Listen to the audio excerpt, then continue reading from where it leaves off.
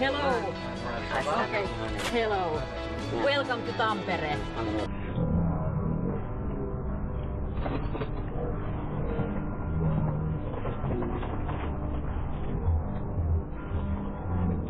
Haluaisitko jonkun ammatin täällä Suomessa?